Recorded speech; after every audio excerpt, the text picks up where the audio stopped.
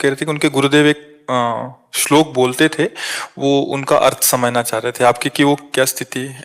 माता जी आप खुद ही पूछ लीजिए माता जी। श्री हेतु हरिवंश। जय गुरुदेव, प्रणाम। वो दृष्टि गुरुदेव ये बताते थे, उस समय मेरे को कुछ समझ में नहीं आता था। 20-22 साल मैं बनारस में गुरु कविराज जी के वहीं रहते थे, गोपीनाथ कविराज। तो दृष्टि स्थिरा बिना दृश्यम, प्राण स्थिरा बिना यमम, वृत्ति स्थिरा बिना लम्ब, ध्रुवे ब्रह्मास्मि सर्वथा। बहुत बात सुने पर इसको उस ये ब्रह्मबोध संपन्न महापुरुष की स्थिति होती है कि जैसे हम किसी बिंदु पर जब दृष्टि करते हैं तो स्थिति दिखाई देती ना, वो बिना बिंदु के, बिना किसी लक्ष्य के उसकी दृष्टि स्थिर है। वो परमात्मा प्राप्त जो महापुरुष होते हैं उसके लक्षण है। प्राणायाम के द्वारा हम प्राणों को सूक्ष्म करते हैं, संशोधन करते हैं, लेकिन बिना प्राणायाम के जिसकी प्राणवायु सूक्ष्म है, हमारी चित्तवृत्ति किसी न किसी लक्ष्य को पकड़ती है अंदर से, रागात्मक या द्वेषात्मक, तभी चिंतन होता है। जो भगवत प्राप्त महापुरुष, ब्रह्मबोध संपन्न महापुरुष है, वो बिना किसी लक्ष्य के चित्तवृत्ति शांत है, कोई चिंतन नहीं, स्थूल सूक्ष्म कारण किसी का चिंतन नहीं। तो ये ब्रह्म प्राप्त महापुरुष के लक्षण। तो हम लोगों के लिए तो हम क्या करें कि जो मार्ग बताया गुरुजन उस पे चलें, और नहीं तो भरोसा ले लेंगे ऐसे गुरु का। जो ऐसी स्थिति को प्राप्त गुरु हैं उनका भरोसा ले लें, और हर समय जैसे आप संन्यास में हो तो गुरु प्रदत्त जो मंत्र है निरंतर उसको पहले चित्तवृत्ति में ला। देखो एक बात समझना होगा, ये आखिरी स्थिति है जो श्लोक है ना। अब हम क्या करें, पहले हम लक्ष्य में दृष्टि डालें। ये तो चिंतन से अतीत स्थिति है और हम अभी जागतिक चिंतन में फंसे हैं। देह आत्मभाव, देहात्म भाव, ये हमारी दुर्गति का कारण है। अब हम क्या करें, पहले सत्य चिंतन के द्वारा असत चिंतन का त्याग करें। जैसे कांटे से कांटा निकालते हैं, और फिर सत्य चिंतन का भी त्याग करके स्वरूप में स्थित हो गए। क्योंकि जितना चिंतन है वो करण से होता है, स्वरूप में नहीं। जैसे दीवाल घड़ी है, इसका सेल हटा दो तो सेकंड के सुई सेकंड में, मिनट की मिनट में, घंटा की घंटा में ठप हो जाएगी ना। तो दृष्टि ठप, प्राण, चित्तवृत्ति, सेकंड, मिनट, घंटा सब बिल्कुल रुक गई ना, सेल हट गया। सेल क्या है? त्रिगुण माया, देहात्म भाव, अंतःकरण में ममत्व, अहम, यही हटना है। ज्ञान के द्वारा हटा दे, और चाहे भजन साधन भक्ति के द्वारा हटा दे, दोनों के द्वारा हटता है। भक्ति के द्वारा तन मन प्राण भगवान को समर्पित करके जब निरंतर भजन करते हैं तो संसार का विस्मरण, भगवत स्मरण, तो तस्मित जने भेदा भावत, भगवान और भगवान के जन में अभेद स्थिति हो जाती। जानत तुम्हें हो जाए तो वो वहां पहुंच गया। या इन तीनों का त्याग करके, स्थूल सूक्ष्म कारण, तीनों जगत, तीनों शरीरों के चिंतन का त्याग करके अपने से अपने में स्थित स्वरूप में, अब वो ज्ञान के लिए बड़ा कठिन मार्ग है नहीं। लोक परलोक के समस्त भोगों से वैराग्य, और सत असत का ठीक निर्णय करने वाला विवेक, और इंद्रिय निग्रह, सम दम मनोनिग्रह, और तितिक्षा, घोर सहनशील, उपरति, समस्त भोगों के प्रति अस्तित्व ही खत्म। वैराग्य तो पहले ही हो चुका, और उपरति में अस्तित्व ही खत्म, और चित्त का समाधान, और घोर मुमुक्षता। तब जाके स्थिति में हमारा प्रवेश होता है कि बिना लक्ष्य के दृष्टि,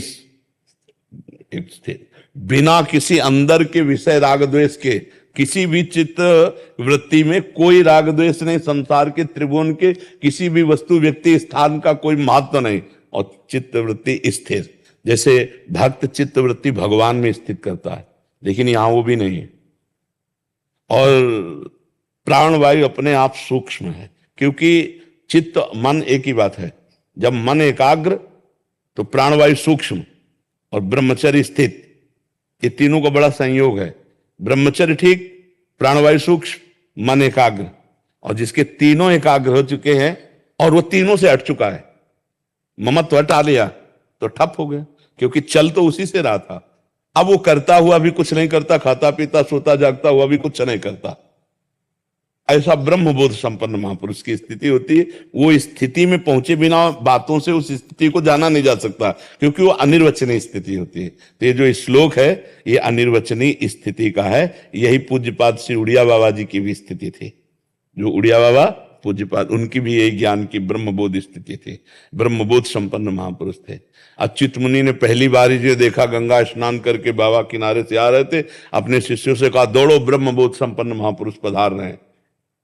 अलक्ष्य दृष्टि, चित्त समाधान हो चुका है, भगवत प्राप्त महापुरुष, परमात्मा बोध संपन्न।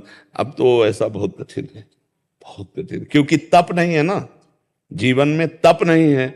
शरीर सुख आराम भोग विलासिता देह भाव, तो शुभ अशुभ कर्मों से गति नहीं होती। ये शुभ अशुभ का भस्म करके तब गति होती है, ये शुभ अशुभ दोनों का नाश करके ये स्थिति होती है। और बहुत शुभ में फंसा हुआ है जीव है, अशुभ का त्यागी तो शुभ का रागी, तो उसी में फंसे हुए। आप देखो ना, ये बनाना, ये बनवाना, ये करना, वो करना, सब इसी में फंसे हुए। लेकिन इस करने और ना करने दोनों के जो बीच में है, करने और ना करने से, न करना है और ना करना है, ऐसी स्थिति जो है वो महापुरुष की होती है। ना करने में है और ना करने में है, वह है अहम जो है वो शून्य हो चुका है। बस वही कि घड़ी का सेल खत्म हो गया, ऐंच लिया तो जहां जो है वही ठप हो गया। तो वही बात है, चित्त वृत्ति, दृष्टि और प्राण, ये मिनट सेकंड घंटा की सुई समझो। अब अहम हट गया तो सबका परम प्रकाशक जो अहम अपने स्वरूप में स्थित है, अब वो त्रिगुण के चक्र के द्वारा जो हो रहा है उसका कर्ता बचा ही नहीं। वो अलक्ष्य, एक ब्रह्म दृष्टि, एक ब्रह्म स्थिति। और ब्रह्म प्राप्त महापुरुष का शरीर भी ब्रह्ममय हो जाता है, सब कुछ ब्रह्म, सर्वम कल्विदम ब्रह्म ना, तो पूर्ण ब्रह्म ही हो जाता है। ऐसे बहुत से महापुरुषों के दर्शन गंगा किनारे हुए, जब भ्रमण करते थे ना, तो बहुत से स्वामी अनंग बोधाश्रम जी दिगंबर रहते थे, करपात्री जी जाकर साष्टांग दंडवत करते थे, ऐसे वो महापुरुष थे। स्वामी मग्नानंद सरस्वती जी, स्वामी परमानंद जी, स्वामी सत्संगानंद जी, बड़े बड़े महापुरुषों का गंगा किनारे जैसे बचपन से रहे ना, तो सिद्ध महापुरुषों का दुलार मिलता रहा, उनके दर्शन, उनकी कृपा। नहीं, ये जो आप प्रश्न लिख के लाए हो ना, इसका उत्तर वृंदावन में नहीं हो सकता, कहीं नहीं मिला आज तक।